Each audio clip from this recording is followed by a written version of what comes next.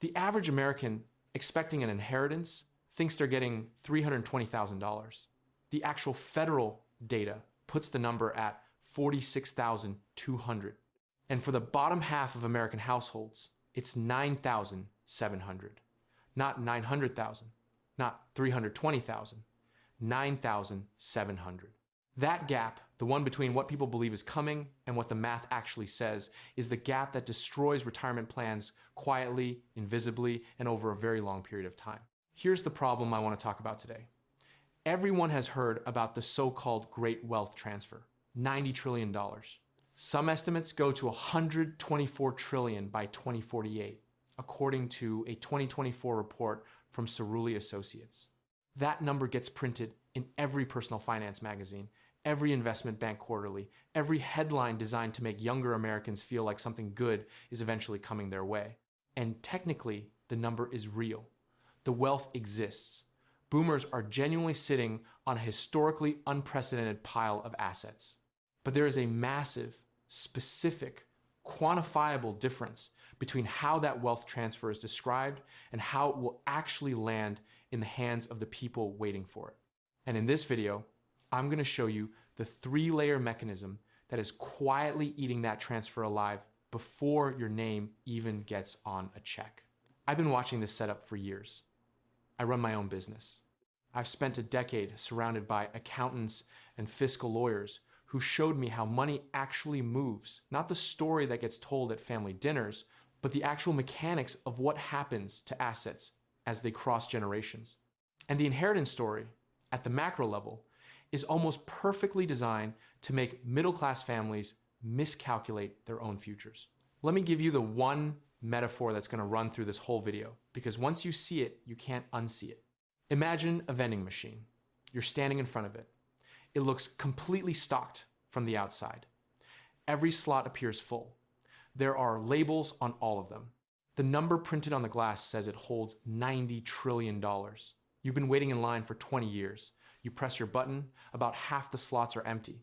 A quarter of them jam mid-delivery. The ones that do work pay out a fraction of what the label said. And by the time you press that button, you're 51 years old. That's the great wealth transfer, accurately described. The vending machine is real. The contents are not what you were told. This is the vending machine problem. And I want to show you exactly how the machine eats its own inventory before you ever touch it. In a few minutes, I'm going to walk you through the most brutal part of this, the mechanism that can erase $100,000 of potential inheritance in under 3 years, and which 62% of Americans are completely wrong about in terms of how it's covered. But first, let's start with the numbers that are already staring everyone in the face, and that somehow nobody is doing the math on properly. There is a young woman I know whose aunt talks about the family house every Thanksgiving. The house is in a desirable suburb. It's been in the family for 30 years. Its value has appreciated substantially. The aunt, in her late 70s, has mentioned more than once that the house goes to the family. The young woman, in her early 40s, has quietly incorporated this expectation into her rough mental model of what her financial future looks like. She doesn't write it down, she doesn't model it, it's just there, hovering in the background, like a soft cushion under whatever decisions she makes today. This is not unusual behavior. Among those who expect to receive an inheritance, more than half, 57%, say it is critical or highly critical to their long-term financial security. And among millennials specifically, that number climbs to 69% of millennials who consider an expected inheritance critical or highly critical to their financial stability. More than 2/3 of an entire generation has mentally embedded a windfall they have not verified into a retirement plan they have not built. Now here is the first place where the vending machine breaks. Young Americans expect an average inheritance of $320,000, with 51% believing they will get or already have received more than $100,000. That expectation in surveys is remarkably consistent. People feel something significant is coming, but the average inheritance for US households, according to Federal Reserve Survey of Consumer Finance's data, is approximately $46,200. And that $46,000 figure is itself inflated by large transfers at the very top of the wealth distribution. For the bottom 50% of households, the average inheritance drops to $9,700. Let that sit for a second. $9,700 is not a retirement strategy. $9,700 is a car. It might not even cover 1 month in an assisted living facility right now. And we'll get to why that matters enormously in a minute. You think the problem is that Americans are overestimating the total wealth transfer. But actually, the problem is the distribution math. The macro number, the 90 trillion, the 124 trillion, is technically accurate, but wildly misleading because the wealth isn't spread across households evenly. It's concentrated in a fraction of them.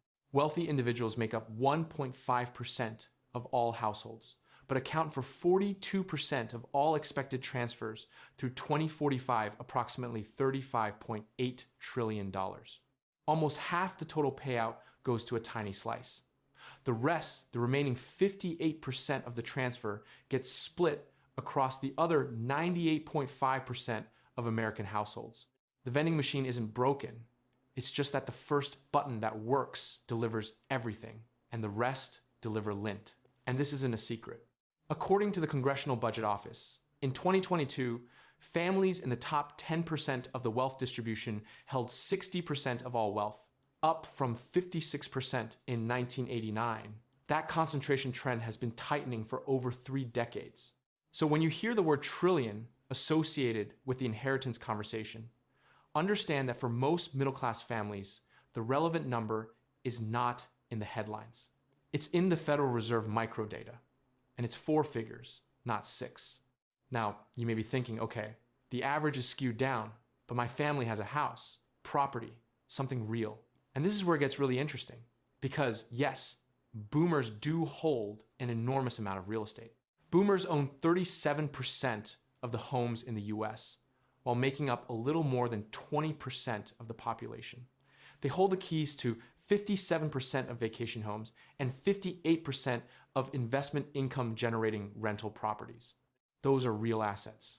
But, and here's the catch, 54% of baby boomers with homes intend to live in them for the rest of their lives, and 37% don't want their children to sell the house after they're gone.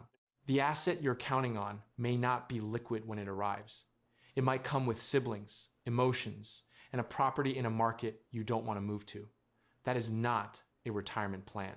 That is a complicated family conversation with a legal process attached to it. By the way, hit subscribe if you like the content. Otherwise, YouTube's algorithm may never show you my videos again. Now here's the layer underneath this that people almost never think about.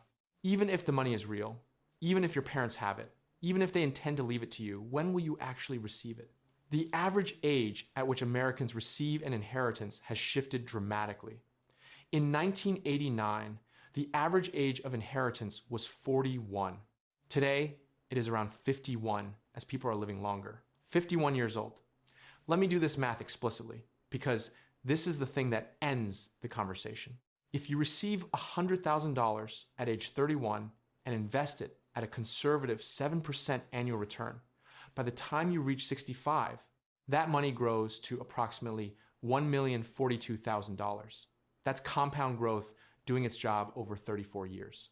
If you receive that same $100,000 at age 51 when people are actually getting it now and invest it at the same 7%, you have 26 years to work with. You end up with $559,000.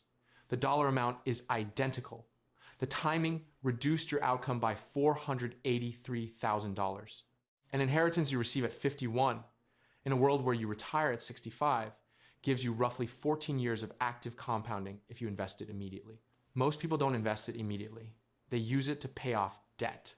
Paying off debt, supplementing retirement savings, and preserving the inheritance to pass down are the top 3 things Americans plan to do with inherited wealth, which means a good chunk of it neutralizes existing liabilities rather than building new ones.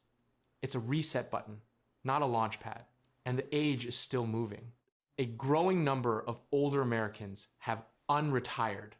The number of individuals 65 and over who are working has quadrupled since the 1980s. Many are working to continue saving money and take advantage of employer health insurance, while others are simply living longer and still capable of doing less demanding work. Which means parents are spending their own money later in life than any previous generation. The assets you thought were sitting still are not sitting still. Now stay with me, because this next part is the one that makes the vending machine almost completely empty for the median family. I want to tell you about a man named James. I'll use a first name because this story is a composite of the kind of situation I've seen play out in real life more than once. James is 63 years old. He spent his career in sales. He owns a home. He has about $350,000 in various retirement accounts. And he has 2 adult children in their late 30s who have quietly, without ever saying it out loud, included James's house and savings in their own rough financial planning. Not maliciously, not even consciously. It's just there as a background assumption. The vending machine is fully stocked. At 68, James has a stroke. He recovers, mostly, but he needs help. He moves into an assisted living community. The national median monthly cost for assisted living communities is $6,200 per month, or $74,400 annually. At 72, James's needs escalate. He moves into a nursing home. The national annual median cost of a semi-private room in a skilled nursing center is $111,325, up 7% in 2024 alone.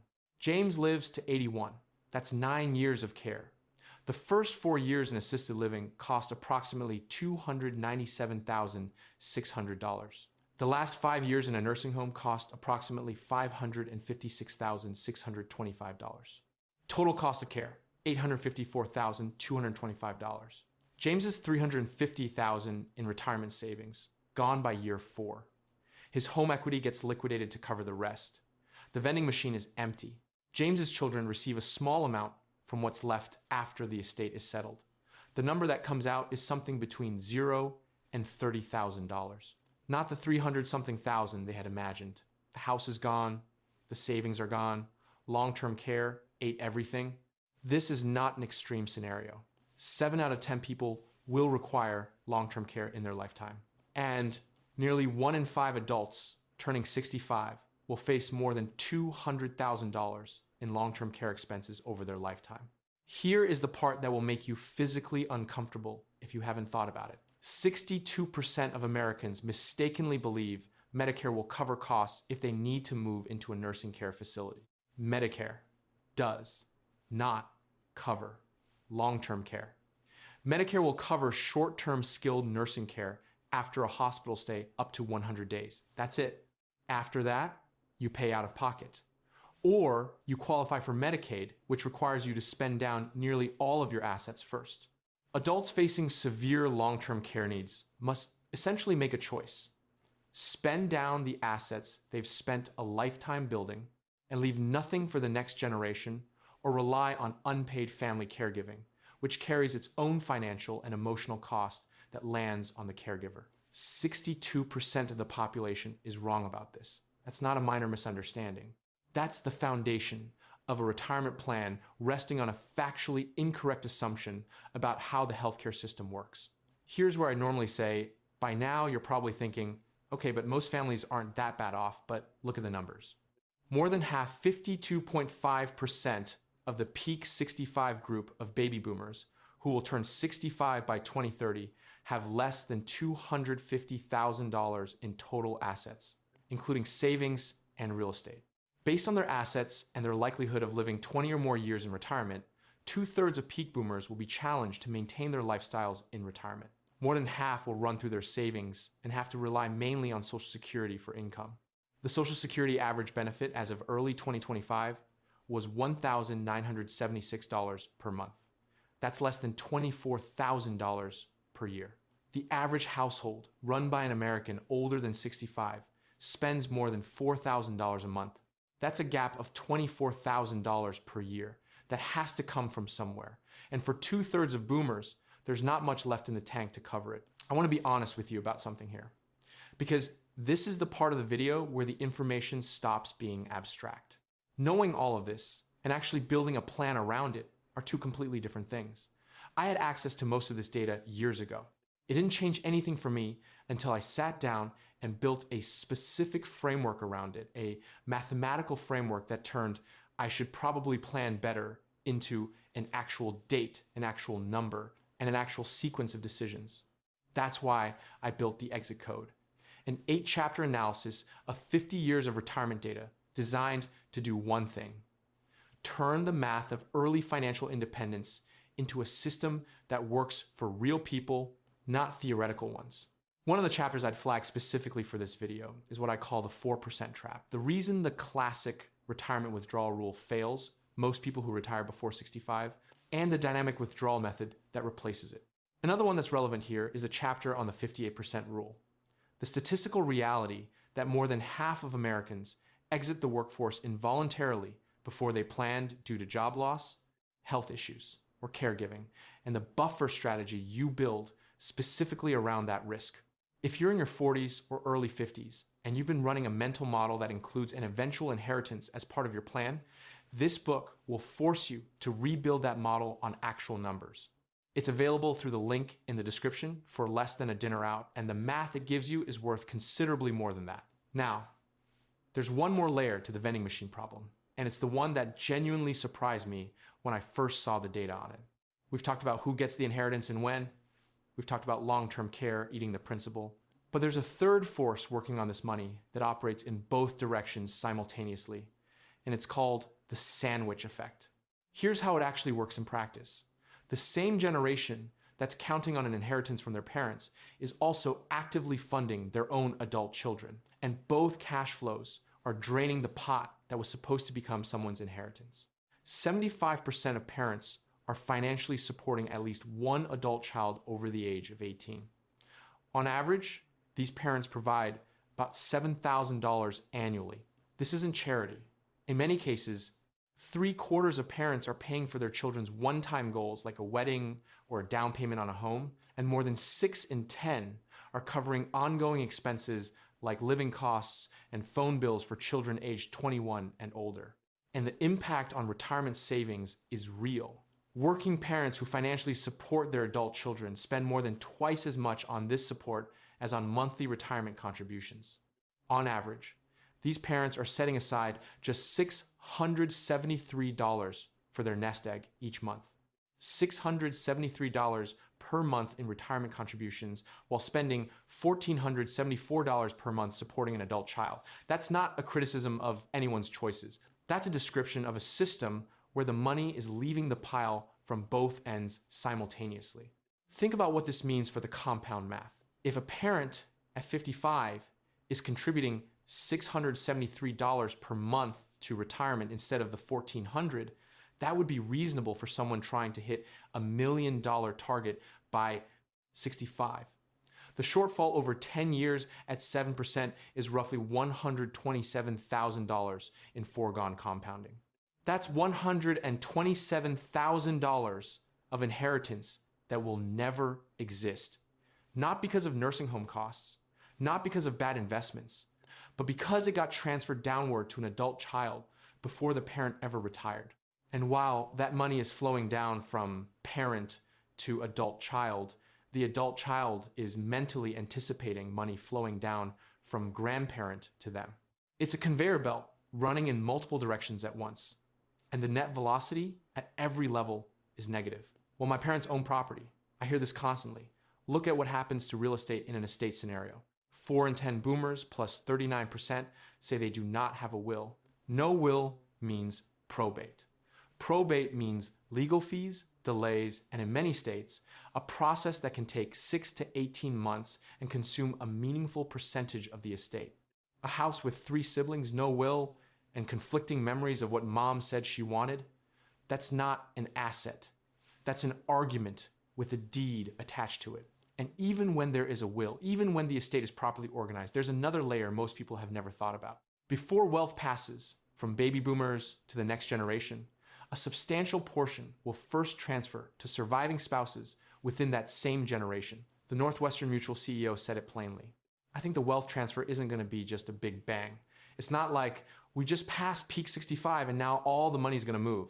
A 2026 CNBC analysis found that $54 trillion of the total transfer is expected to go to surviving spouses first, with 95% of it going to women. This is the horizontal transfer that precedes the vertical one. Before it becomes your inheritance, it's your surviving parent's retirement account. And your surviving parent, statistically, your mother may live another 15 to 20 years after your father passes. 20 years of living expenses, inflation, healthcare, and potentially long-term care later, the amount that makes it down to the next generation is substantially less than what was there when the first spouse died. The vending machine had a full stock. The first customer, your surviving parent, took what she needed to survive. What's left in the machine by the time your button gets pressed depends entirely on how long she lived, how healthy she was, and whether anyone thought to buy long-term care insurance decades earlier. Now, let me bring James back and split him into two brothers. Marcus is 38. He's an engineer. He earns good money, saves consistently, maxes out his 401k, and puts an additional $1,500 a month into a taxable brokerage account. He has never explicitly built his financial plan around his father's estate. He knows his father has a house and some savings. He assumes something will come eventually, but it's not load-bearing in his retirement model. David is also 38. He earns slightly more than Marcus. But David has been quietly, unconsciously building what you might call an optimistic retirement number one that includes somewhere in the back of his spreadsheet a rough estimate of what his father might leave. He contributes to his 401k, but not as aggressively. He lives a little larger. He takes on a slightly bigger mortgage because, well, things are going to work out. Their father is 70. He owns a house worth $500,000. He has $200,000 in retirement savings. He is reasonably healthy. He doesn't have a will. He has been helping David with some expenses, a car, down payment, 2 months of rent during a job transition without telling Marcus, because it's just between us. Fast forward to when their father is 82. He's been in memory care for 3 years. On an annual basis, memory care can easily top $80,000 to $100,000 in many areas. 3 years of memory care has cost approximately $250,000. The house was sold to fund it. What's left? Roughly $80,000, split 2 ways after legal fees and estate costs. David receives approximately $38,000. He's 51 years old.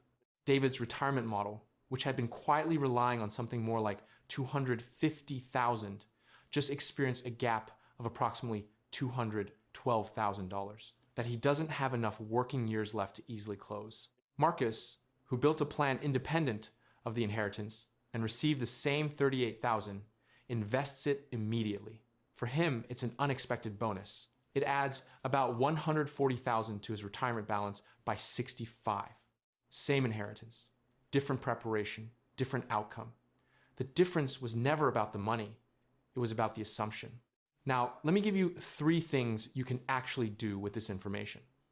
Not generic advice, specific, calibrated directly to the mechanics I've described in this video. Number 1, if you have a mental model of your retirement that includes an inheritance in it, even as a vague background expectation, run the model without it right now. Not someday, now. Take the number out. Does your retirement still work? If the answer is no, or if you're not sure, that is your single most important financial signal. The inheritance might come, it might not. It might come too late to compound. It might come after long-term care eats the principal. You don't get to control any of those variables. You do get to control whether your plan survives without it.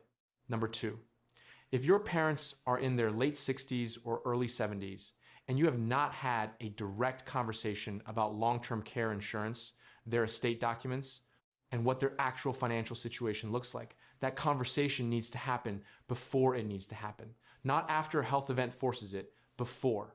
More than 93% of adults 50 plus say it is important to have an updated legal document like a will, but only half of adults 50 plus currently have one. That gap between good intentions and actual paperwork is the exact gap that turns a $350,000 house into an 18-month probate process and a family argument. Number 3, understand what Medicare actually covers in long-term care situations and make sure your parents understand it too. Medicare covers only short-term skilled care after hospitalization, not ongoing assistance with daily living. And yet 62% of Americans mistakenly think Medicare will cover nursing home costs. If your parents are in that 62%, a single conversation correcting that assumption could be worth several $100,000 of preserved estate value because it changes decisions about long-term care insurance while premiums are still affordable. There is something almost poetic about the Great Wealth Transfer narrative. It arrives right at the moment when people most need to feel like something good is coming. Boomers are dying. Trillions are moving. The media prints the headline. The headline gets passed around. It becomes ambient. It becomes part of how people frame their futures. And quietly, structurally, invisibly, the math underneath the headline tells a completely different story to the majority of people who need to hear it. The trap is not greed. The trap is not stupidity. The trap is a perfectly normal human tendency to anchor to a number that feels real, even when you've never verified it. Because verifying it means confronting the possibility that the cushion isn't there. And most people would rather not confront that, which is exactly why the people who do confront it end up in a different position than the people who don't. Lazy investing built more fortune than crypto memes. And waiting for someone else's money to fund your retirement is the most expensive passive strategy of all. Northwestern Mutual's 2025 Planning and Progress study found that as the $90 trillion Great Wealth Transfer approaches, only 1/5 of Americans now expect to receive an inheritance, down from 25% in 2024, while more than 30% plan to leave one. Gen Z expectations of receiving an inheritance dropped from 38% to 30% year over year. Millennials fell from 32% to 26%. The people who expected the most are revising fastest. They're starting to feel it. More than 4 million Americans will reach age 65 each year from 2024 until 2027. That's an average of 11,000 Americans reaching their 65th birthday every single day. The wave is real. The money is moving. The question is never whether the transfer is happening. The question is always where it's going, how much makes it, and how old you'll be when the machine finally pays out. The slot machine is not broken. But most people pressing the button are going to be surprised. Plan accordingly.